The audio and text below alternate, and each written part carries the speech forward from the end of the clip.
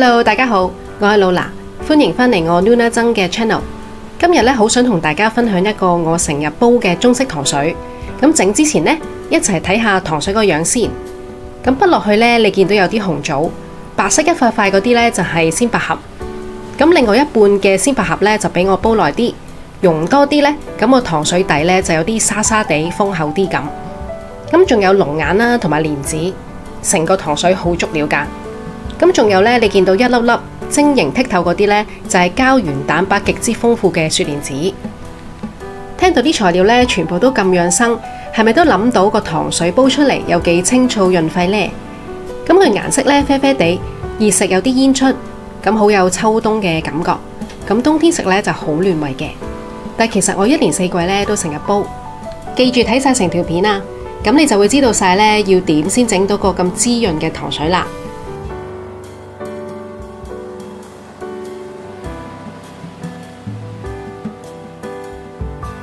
咁仲有呢，我都有整中西式小菜啦、甜品、小食啦同埋粉麵。咁大家記住 like 同埋 subscribe 我嘅頻道，撳埋隔籬嘅細鐘仔。咁我出咗新片呢，先通知到你㗎。一齊整下嘢食。好，咁而家一齊 shopping 下先。咁今次呢，我哋要買啲雪蓮子。咁雪蓮子呢，又叫做造角米。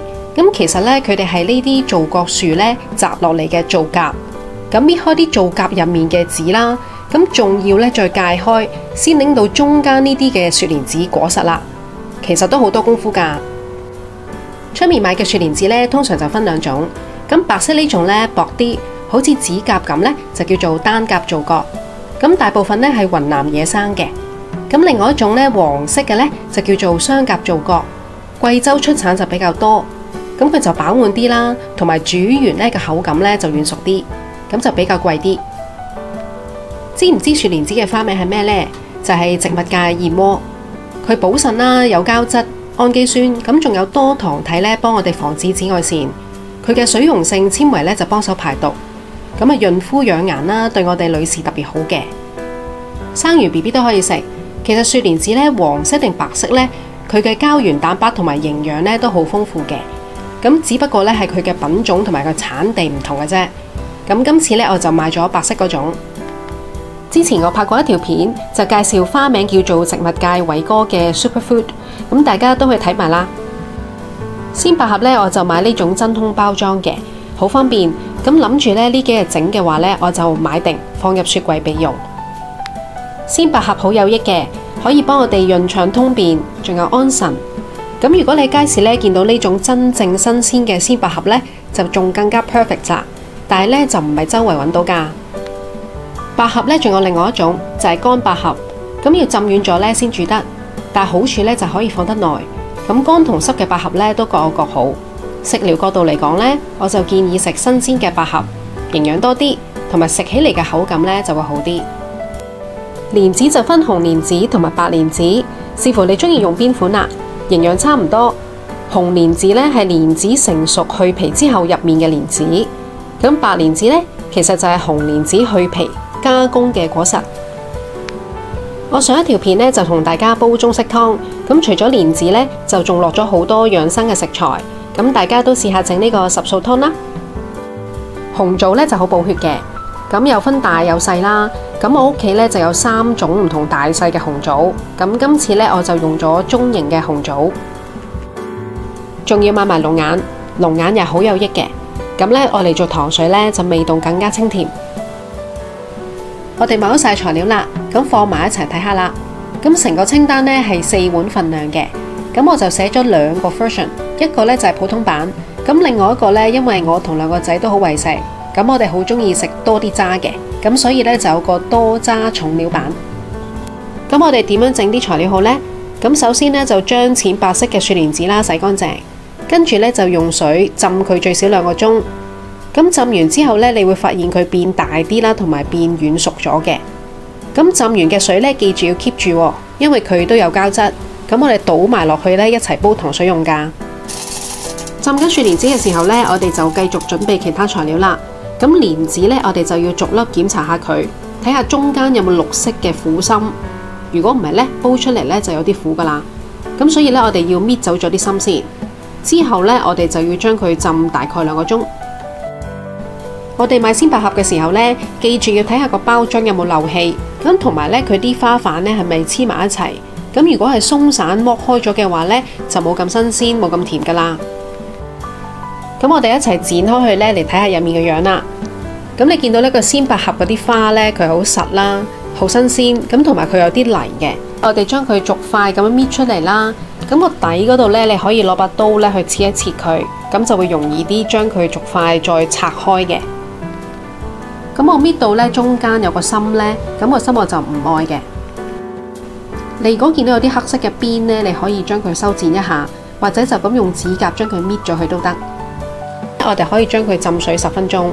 咁我今次呢都係就咁用啲水呢去浸，但係呢，有啲人呢就會用啲暖水去浸啦，咁會容易啲將啲泥呢整出嚟嘅。同埋呢啲鮮百合呢可能有少少苦味嘅，咁我哋浸下去呢又可以去埋啲苦味。咁你將啲鮮百合呢逐塊拆完之後呢，我哋就將佢洗下去、捽下去，就整走晒啲泥，咁同佢沖晒涼先。鮮百合呢有好多食法嘅，我哋可以將佢愛嚟蒸啦、炒啊、煲粥或者整糕點都得。咁同埋呢，我哋自己屋企食呢，當然會用晒成個百合啦。但係呢，有啲酒店呢，佢淨係用中間最靚、最嫩嗰幾塊嘅。啲紅棗呢，你洗乾淨晒之後呢，可以將佢開邊去核。又或者咧，好似我咁咧，將佢剪碎啲，因為咧我唔想小朋友食太大嚿，咁同埋咧佢都可以出多啲味嘅。咁啲紅棗咧，記住要去核啦，如果唔係咧就驚會燥啲噶啦。咁啲龍眼咧，我哋就洗乾淨佢咧，等一陣間用啦。等啲樹蓮子啊、蓮子浸透晒之後咧，咁我哋可以開火啦。咁記住咧就係凍水落啲紅棗啦、龍眼肉啦、蓮子。咁咧用大火咧就將佢煲滾啦，跟住咧煲滾完之後咧，我哋就將佢轉中火，就將佢煲半個鐘，等佢哋出下味。如果你想食甜啲咧，你可以一開始嘅時候咧就落埋冰糖，咁等啲蓮子咧就可以更加入味，就會甜啲。你煲咗半個鐘之後咧，打開個蓋，都已經會聞到好香嘅紅棗味啦。咁呢個時候咧，我哋就再落埋雪蓮子啦，同埋一半嘅鮮百合。咁用中火咧，就再將佢煲多10分鐘。咁啲雪蓮子咧，越煲咧就會越有膠質嘅。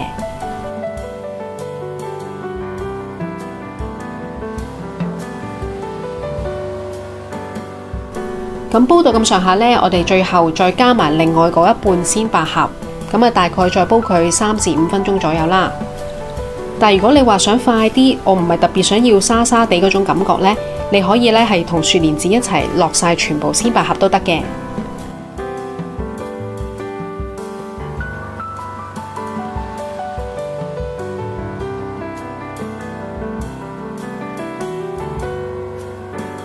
就係咁，我哋一個好滋潤嘅糖水咧就已經整好啦。咁今日想同大家整嘅鮮百合雪蓮子，一個好養生嘅糖水咧就已經整好啦。希望大家都中意，同埋試下整。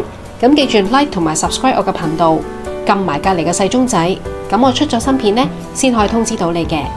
同埋如果你中意呢條片嘅話呢，歡迎喺下面留言，俾個 smiley face 我啊！